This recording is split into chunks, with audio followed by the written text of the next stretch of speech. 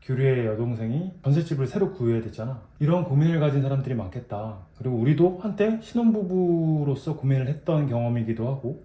집 구하는 게 사실 제일 어려웠지, 결혼 준비 과정 중에서. 특히 이번에는 전세. 현실적이지? 매매보다는 새로 그치. 집을 얻는 사람들이 처음에 선택하는 것들은 전세나 월세지, 반전세나. 여기에 한해서 어떻게 하면은 정말 만족할 수 있는 신혼집 혹은 첫 집을 마련할 수 있을까? 이것에 대해서 이제 얘기를 하려고 해요.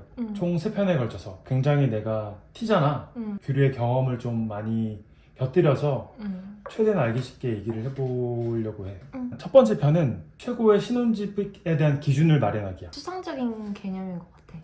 그 안에서 우리가 어떻게 골랐는지를 얘기하면 될 것 같아. 누구나 내 집에 대한 로망은 있잖아. 그치, 특히 신혼집에 대한 로망은 다 있지. 생각할 때 벽에 부딪히지. 왜? 돈이 안 보이니까. 돼서. 항상 돈이 결부되잖아. 맞아. 우리가 원하는 집을 무한정 상상하기에는 우리는 너무 경제적인 한계가 어떤 있지. 한계가 있다는 거를 20세 이후에는 다 깨닫게 되잖아. 나랑 규리도 초반에 좀 이상적으로 살고 싶은 집을 상상은 해봤잖아. 그래서 우리가 처음에 생각했던 이상적인 집은 뭐였지? 그때 우리가 집을 구할 2년 전만 해도 구해존즈가 엄청난 인기를 끌고 있었어. 그리고 내가 동시에 봤던 게 넷플릭스에 셀링 선셋이라는 이제 넷플릭스 리얼 시리즈가 있는데 그 LA의 공인중개사들이 LA 최고의 그 단독주택을 소개하는 집이었어. 그렇지. 근데 내가 그걸 보면서 단독주택에 너무 빠져버린 거야. 그러니까 나만의 정원을 가질 수 있다는 점, 그리고 뭐 소음 같은 걸 신경 쓰지 않아도 된다는 점, 이런 것들이 되게 마음에 들어서 처음엔 단독주택 중심으로 보기 시작했어. 이 단독주택 타운하우스라고 하는데 이 타운하우스는 전세나 월세 비용이 굉장히 저렴했어. 생각보다 저렴했어. 엄청 좋은데도 불구하고. 그리고 주변에서 이런 특수한 어떤 물건 같은 경우에는 매매를 해서 살기보다는 일단 살아보고 결정해라. 그 로망이 정말 실제로 살아봤을 때 어떻게 될지는 아무도 모른다. 그래서 그 당시에 내 직장이 동탄이었고 교리 직장이 공덕이었는데 그 운중동의 그 말도 안 되는 단독주택들, 고급 엄청 비싼데. 주택들을 보면서 꿈을 키웠고 실질적으로 타운하우스는 처음 보게 된 게 우리가 용인에 3층이었고 작은 정원과 차고지가 있고 근데 되게 그냥 깔끔하게 관리된 곳이었어. 그래서 나름 많은 가족분들이 살고 계신 타운하우스였는데 일단 처음 벽은 그거였어. 이렇게 더 들어가야 된다고? 그 교통이 너무 안 좋아. 그러니까 차를 끌고 들어가야 되는 것 자체가 그 당시에 처음으로 느껴지는 거랑 다른 장벽이었어. 이렇게 되면 밤에 못 나오겠다. 외진만큼 조용한 걸 즐길 수 있는 반면에 내가 느낄 수 있는 인프라가 굉장히 멀어지는 단점이 있었어. 우리 눈에 굉장히 관리가 안 된 것들이 드문드문 보였어요. 약간 황폐화된 장비반들이 꽤 많았고 그 타운하우스 중간중간에 맞아. 그 다음에 중간중간 녹슨 것들에 대한 어떤 보수나 생각을 해보니까 이거를 관리해줄 사람이 아무도 없는 거야. 이게 그냥 겉보기엔 되게 예쁜 집이잖아. 근데 조금이라도 관심이 안 가면 너무 볼품없어지는 게 또 타운하우스의 단점인 거야. 근데 우리가 그런 잔디를 가꿀 만한 정성이 있느냐, 시간이 있느냐 이랬을 때 그거에 대한 자신이 너무 없었어. 맞아. 그러니까 그만큼 관리해야 되는 영역이 굉장히 많아져. 그리고 개 짖는 소리가 계속 들려. 개 짖는 소리? 아 맞아. 강아지를 왜냐면 워낙 많이 키우니까. 타운하우스로 오래 한 사람들은 기본적으로 어떤 로망이 있단 말이야. 강아지를 마음껏 기르고 맞아. 주말이면은 친한 지인들을 초대해서 바베큐를 하고. 근데 그걸 다르게 생각해보면 그 수많은 사람들이 우리 이웃이 됐을 때 단점도 있는 거야. 맞아. 수많은 강아지들의 그 짖는 소음이라든지 바베큐에 대한 그 공격. 냄새, 거기로 들어오는 벌레들. 건물끼리의 간격도 가까워서 이게 층간소음이 없다 뿐이지 측간소음은 되게 심할 것 같다는 생각이 맞아. 그런 강아지 짖는 소리, 애기 우는 소리를 통해서 좀 느꼈던 것 같아. 맞아. 가보니까. 아, 이건 우리의 로망이었구나. 우리가 지금 현재 발을 딛고 서 있는 이 세상에서 우리의 현실적인 로망은 무엇인가를 이야기하기 시작했어. 다시 원점으로 돌아왔지. 그때부터 나는 부동산 팟캐스트를 듣고 또 거기서 추천해주는 도서들을 마구마구 읽었어. 책 진짜 많이 읽었지. 뭐 부자 아빠, 가난한 아빠. 뭐 너나 이분 책을 되게 많이 읽었어. 책을 하나하나 읽으면서 이제 감이 생겼고 아, 집을 사려면은 투자와 병행이 돼야 되고 그 안에서 우리가 로망이라는 추상적인 어떤 단어를 구체적인 기준으로 바꿔야겠구나. 그리고 그 기준에 따라서 우리가 정말 적합한 우리가 원하는 문장으로 써내려가기 시작했어. 이를테면 첫 번째는 그거야. 주거 형태, 아파트, 주거용 오피스텔, 뭐 빌라, 다가구 주택, 타운하우스 되게 많아. 그런데 우리에게 정말 적합한 주거 형태는 무엇일까? 했을 때 우리의 정답은 뭐였지? 아파트 혹은 오피스텔. 주거용 오피스텔. 약간 창이 넓은 집을 되게 선호를 했는데 그런 아파트가 생각보다 많이 없어서 그러니까 우린 또 전형적인 구조를 되게 싫어하잖아. 그래서 스튜디오형 아파트를 찾으려면 오피스텔이 낫겠다라는 생각까지 미쳤던 것 같아. 맞아. 구조를 우리가 꽤 많이 신경 썼고 그 안에서 로망을 찾았어야 되니까 맞아. 굉장히 우리는 거실이 넓은 곳을 찾고 있었어. 방은 좁아도 상관이 없었는데 거실에서 많은 걸 하길 바랬으니까. 아파트나 오피스텔의 주거용 오피스텔의 가장 큰 장점은 역세권에 위치한 경우들이 많아. 굉장히 대단지 규모로 조성되어 있어서 관리가 굉장히 잘 돼 있고 안전하고 이렇게 주거 형태를 정해봤어.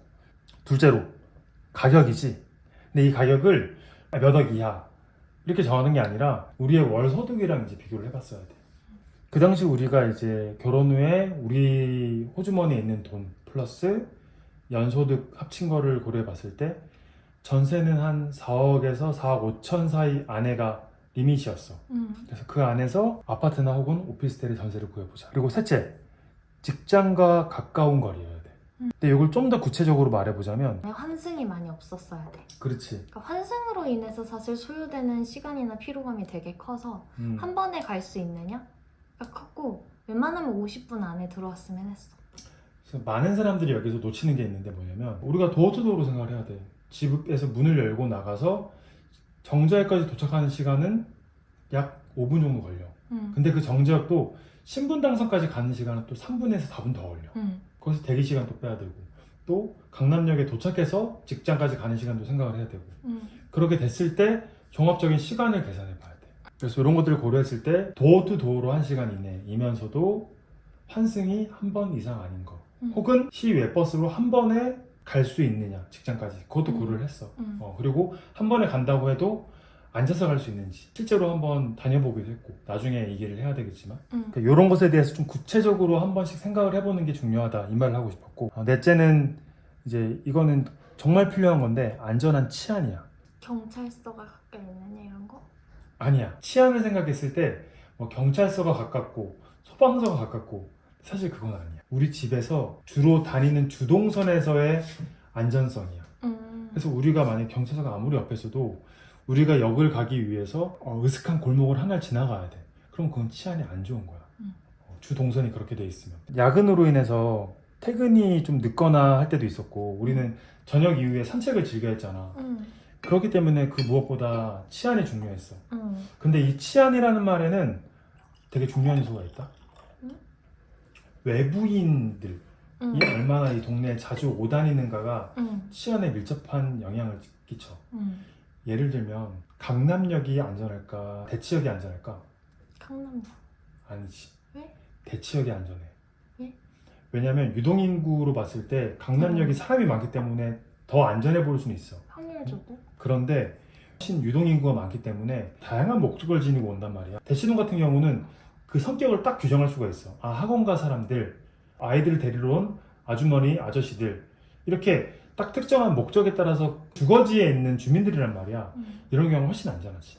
그 동네 주민들이 살기 때문에. 그래서 그 동네 주민들이 얼마나 많이 살고 있는가가 그 동네의 치안을 결정해. 그리고 다섯 번째는 이제 우리한테 특히 중요한 거였지. 잘 조성된 인프라. 그 진짜 중요했어. 우리한테 중요한 인프라 뭐야? 일단 식음료, 병원, 공원, 의료 인프라. 그 다음에 카페거리처럼 어떤 문화 인프라일 수도 있고 그 다음에 공원처럼 자연 인프라일 수도 있고 맞아. 그런 세 가지 요소들이 잘 어우러져 있는 것 자체가 인프라인 거야. 맞아. 그게 영화관도. 그게 이제 문화 인프라에 포함되지. 그치, 맞아. 이제 그것들은 우리가 디테일하게 좋아하는 요소들인 거고 투자의 원칙으로 봤을 때도 기본적으로 사람들이 향유할 수 있는 다양한 인프라가 있느냐. 다양한 세권 있잖아. 슬세권도 있고 분세권. 분세권도 있고 그런 것들이 다 문화 인프라랑 관련된 것들이야. 그리고 여섯 번째는 아까 말했던 것 중에 좀 더 디테일하게 자연환경. 그러니까 자연환경이라는 건 이제 인프라랑 같은 겹쳐지는 개념인데 실제로 우리가 산을 얼마나 가까이 하고 있는지 숲세권. 천이 있는지 그런 것들 사람들에게 꽤 많은 영향을 미치기도 해. 그리고 7번째는 이제 학군. 우리 같은 경우에는 그런 게 하나도 중요하지 않았잖아. 그런 게 중요하지 않은 곳으로 올 수가 있었지. 그치. 그래서 내가 7번째로 빼놓기도 했어. 가장 우리한테 중요한 기준은 주거 형태였어. 아파트에서 오피스텔. 우리의 예산을 정했고, 직장과의 가까운 거리를 정했고, 그다음에 치안, 잘 조성된 인프라, 자연환경, 그리고 학군은 거의 중요하지 않다. 그래서 이 6가지 기준을 우리에게 맞는 순서로 정한 거야. 1, 2, 3번 정도의 기준으로만 해도 이 네이버 부동산이라는 어플이 가장 유용한, 직장을 통해서 1시간 이내 거리들을 소팅한 다음에 주요하게 전세가 4억 5천 이내로 다 소팅이 되고, 아파트 오피스텔을 추리면 동네들이 딱딱딱 나와. 호갱노노라는 앱을 통해서 단지별로 커뮤니티가 굉장히 잘 돼 있어. 지역 주민들이 본인 단지에 대해서 장점이 대부분이겠지. 그리고 단점을 누군가 또 언급을 해놔. 그리고 옆 단지 커뮤니티의 글을 보면 부정적인 피드백들도 알 수 있어. 기본적인 단지에 대한 흐름이 보여. 그래서 지금 이러한 기준들을 통해서 우리는 총 5곳을 압축을 할 수 있었고, 다음 편에서는 이 5곳이 구체적으로 어떤 동네이고 실제로 이제 임장을 다녔던 경험들에 대해서 한번 얘기를 해보자.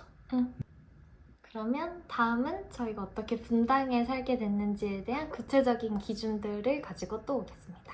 분당 부부.